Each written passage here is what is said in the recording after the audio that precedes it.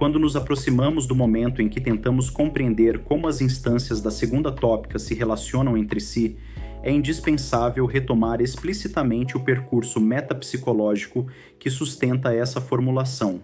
A primeira tópica, apresentada de maneira sistemática em A Interpretação dos Sonhos, 1900, organiza o aparelho psíquico em inconsciente, pré-consciente e consciente, partindo da hipótese fundamental de que os processos psíquicos são, em si mesmos, inconscientes. Essa hipótese é aprofundada em O Inconsciente, 1915, onde Freud descreve as propriedades do sistema inconsciente, atemporalidade, ausência de negação, mobilidade das catexias e funcionamento segundo o processo primário. É nesse contexto que o princípio do prazer se impõe como regulador básico da vida anímica. Entretanto, a experiência clínica e as formulações posteriores, especialmente em Além do Princípio do Prazer, 1920, introduzem uma complexificação decisiva. A compulsão à repetição, a insistência de certas experiências traumáticas e a necessidade de reconhecer uma dualidade pulsional entre pulsões de vida e pulsões de morte revelam que o modelo topográfico não era suficiente para explicar a dinâmica do conflito. É nesse ponto que a segunda tópica, formalizada em O Eu e o Id, 1923, emerge como reorganização estrutural do aparelho psíquico.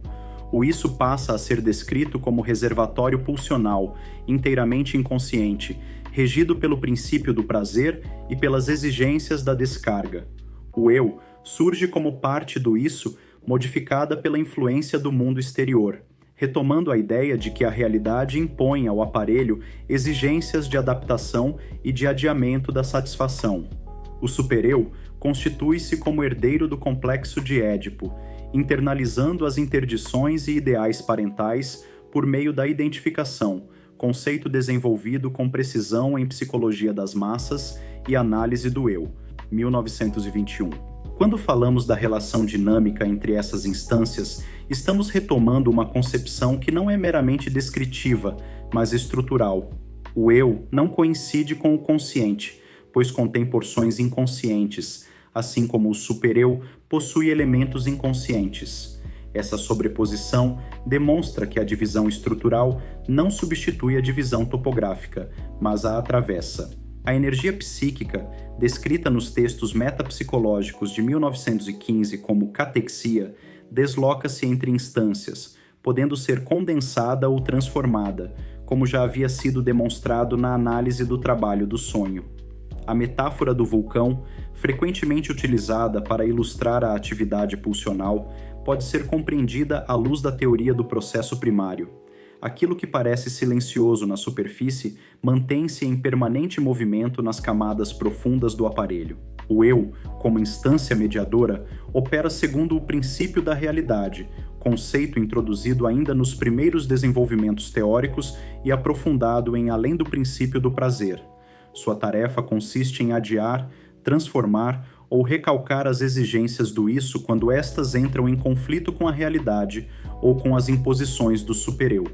Essa mediação é estruturalmente conflitiva, como Freud sintetiza no Compêndio de Psicanálise, 1938-1940, ao afirmar que uma ação do eu é correta se logra conciliar as exigências do isso, do supereu e da realidade.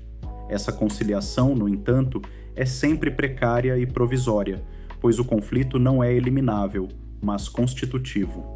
A noção de recalque, desenvolvida desde As Neuropsicoses de Defesa, 1894, e aprofundada em O Recalque, 1915, permanece central para compreender essa dinâmica.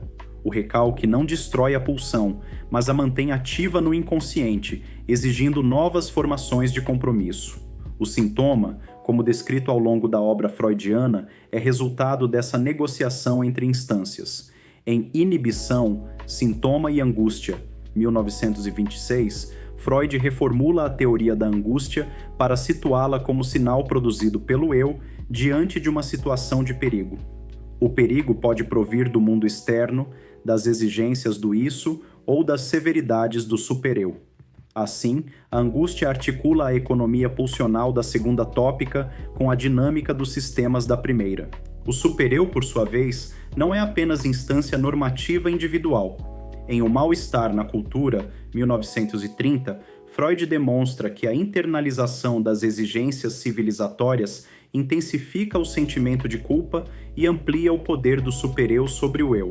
A cultura exige renúncia pulsional, e essa renúncia é inscrita no aparelho psíquico sob a forma de ideal e de exigência moral. Portanto, a segunda tópica não se limita à estrutura intrapsíquica, mas revela a intersecção entre sujeito e cultura.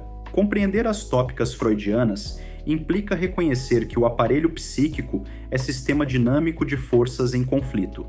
A primeira tópica organiza os sistemas segundo seus modos de funcionamento. A segunda explicita o embate entre instâncias estruturais. A energia psíquica circula, desloca-se, condensa-se, é recalcada ou sublimada, como Freud desenvolve em textos como Pulsões e seus Destinos e Introdução ao Narcisismo, 1914. A clínica psicanalítica apoia-se nessa arquitetura teórica para escutar o inconsciente e interpretar as formações de compromisso sem reduzir o sujeito a um esquema simplificado. Assim, a compreensão das tópicas exige a integração orgânica dos textos técnicos e metapsicológicos que lhes dão fundamento. Da interpretação dos sonhos, à reformulação da angústia, da teoria das pulsões, à elaboração do supereu cultural, Freud constrói progressivamente um modelo capaz de dar conta da complexidade da vida anímica.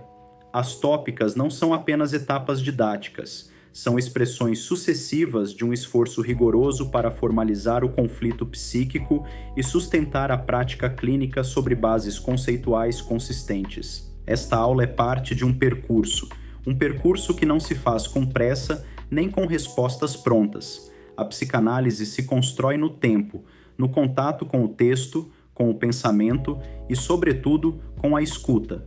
O que foi apresentado aqui não se esgota neste encontro. Ele serve como ponto de apoio para que novas perguntas possam surgir e para que o pensamento continue se aprofundando. A psicanálise não se oferece como um manual, ela se sustenta como uma experiência.